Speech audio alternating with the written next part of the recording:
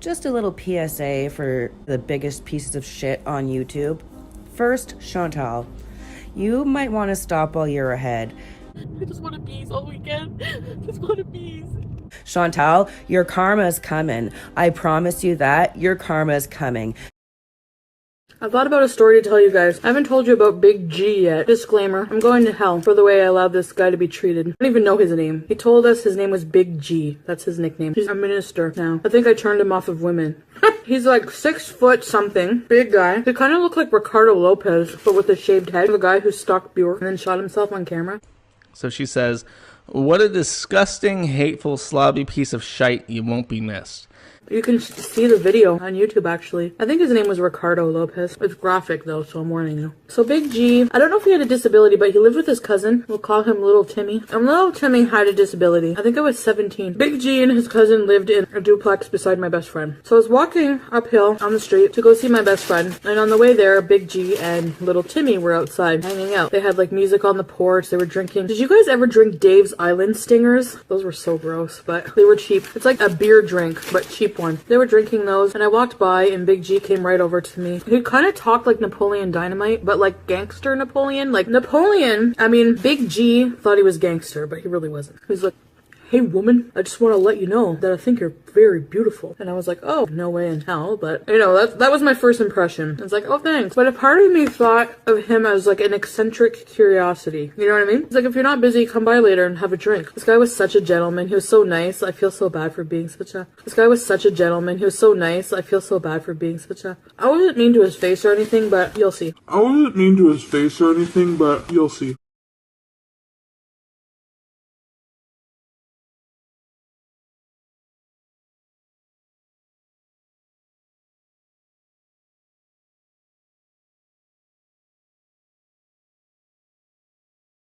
I get to my friends and we were bored and we wanted to drink, right? We're underage. So we're like, let's go to his house. So we go over. We're still on the porch. So that night we went over commenced the beginning of the summer of Big G. His house became a party house. His aunt would tell him, she's just using you. Don't give in to them. Don't hang out with bad people like them. She was right.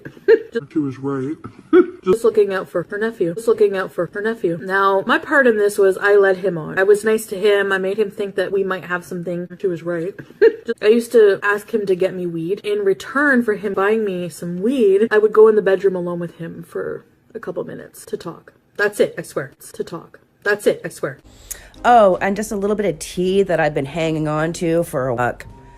Remember Big G, the one I mentioned before? He was developmentally disabled, yeah. Chantal fucked him. Chantal fucked him and his roommate for fucking 7 grams of weed. So, do with that what you will. So I'd be like, do you have the weed? Look, let's go in the bedroom. Go in the bedroom with them, shut the door. Everyone's waiting outside. Take one for the team, we want to get high. He'd want to talk about our future. I don't even remember what we really talked about, but it was just a few minutes and I go, okay, I'm getting claustrophobic in here. To be continued. All she's ever done is use people to her benefit. You know, I let him on. That was wrong. But I didn't want to be mean to him either, you know? I mean, I did like him as a person. I had a friend who was kind of on the mean side. I don't hang out with her anymore. I think she's grown as a person since then. But back then, she was kind of mean. I tried to keep her away from Big G, but it didn't work. She came over one day, knocked at the door. She's like, so-and-so's mother said you would be here, like my other friend. So she came over. She starts laughing at him. I didn't even notice this. He had a picture on his wall. You know how you buy a picture frame and it might come with a picture of a model in it? Well, he kept the picture of the model in the frame and hung it on the wall and said it was his girlfriend from Montreal. I'm pretty sure it was a picture of Farrah Fawcett. Thinking in my head, really, you dated a Charlie's Angel? Big G? He would never wear a shirt. Like, he just didn't like wearing a shirt, and it was hot, it was summer. She would go up to him and go, baloney tits, and just like smack his boobs, and he'd be like, fuck. And he would be like, fuck off, woman. And I felt bad. I tried to tell her, like, don't be mean to him. And then little Timmy would be like, I don't want you around. He had like a really high-pitched voice. There was a big party one night. Little Timmy was getting sick of us. He had more sense than Big G. Little Timmy was getting sick of us. He had more sense than Big G.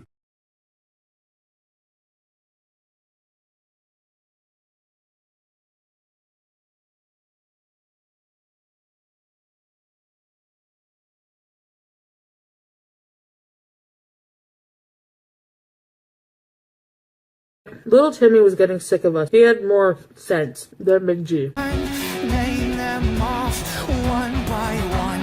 Let's go to war.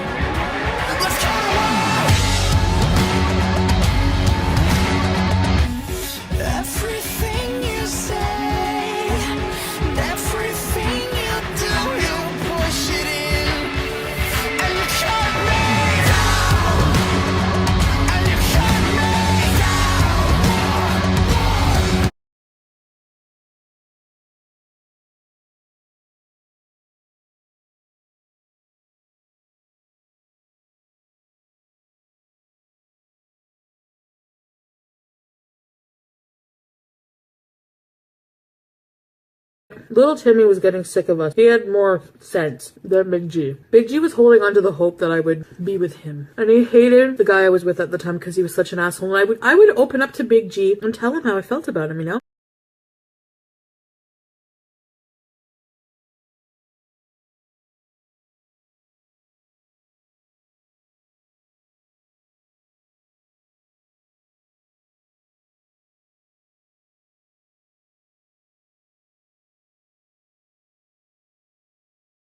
I'm not gonna lie, I like the attention from Big G. What girl doesn't like attention, you know? At this point, little Tim was like, I'm gonna move out if you don't keep these people away. The bad news. The bad news. She was right.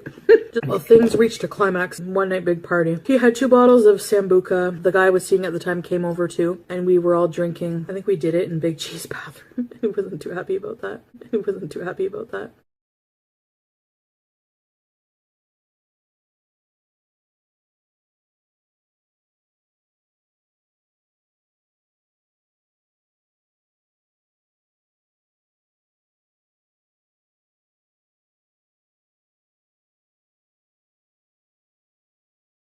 He hated that guy. So we left, went to my other friend's house. It was late at night. This guy that I was seeing at the time, when he drank, he got really fucking crazy. He would be very violent. He's just sitting there and he's like, I'm going to punch out Big G. And I'm like, what? No! You know, we're all trying to stop him. There's no stopping this guy when he's drunk. They were fighting all night. I don't know. I think there was like hostility because Big G wanted me. Look at me, eh? Special being fought over. That made that guy jealous, I guess, which is stupid because guys who cheat on you have no right to be jealous. So he got up, zoomed out the door. We follow him, banging on Big G's door. Little Timmy answers with a hockey stick. He's like, you get out of here! And he's like trying to attack my boyfriend.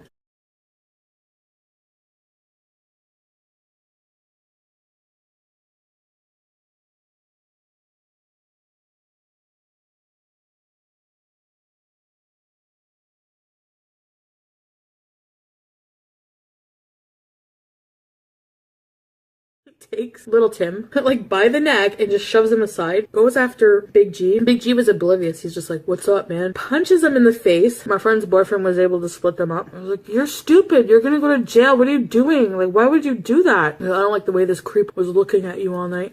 Oh my god, some people are stupid. So I was like, you're an idiot. That actually really turned me off. I hate violent men. I think since I have not been with a man who drinks.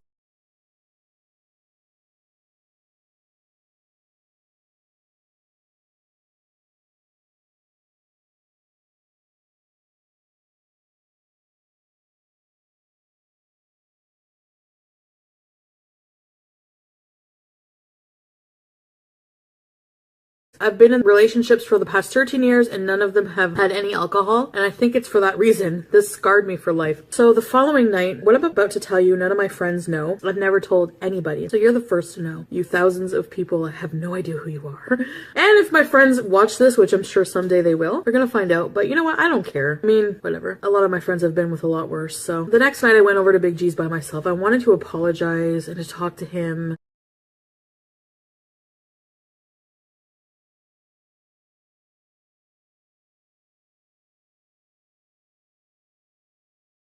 He said he felt used by me and everything. We had a good talk and I was like, you know what? I do really like you. I really do. I'm not going to judge him just because he had baloney boobs, you know? So I went over and we started having drinks, just the two of us. I think you know where this is going. I had pity with Big G, okay? I'm just going to fucking say it. I did it. I had pity with him. He wanted it so badly. I wanted to give him something. And I know people think, well, it's your body, it's sacred. Whatever, it's sex, okay? Feels good. Everyone does it. So I had pity with Big G. I said it for the first time. I've said it. Was it good?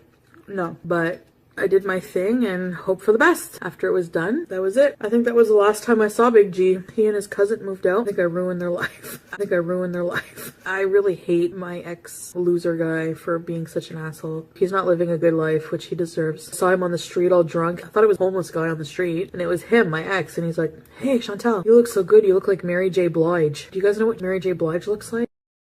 So I'm just like, yeah, you're an idiot. I should have shot some change at him. Keep the change, you filthy animal. Poor Big G. The last I heard, he was a minister. Reverend Big G. I'm probably going to hell, I know.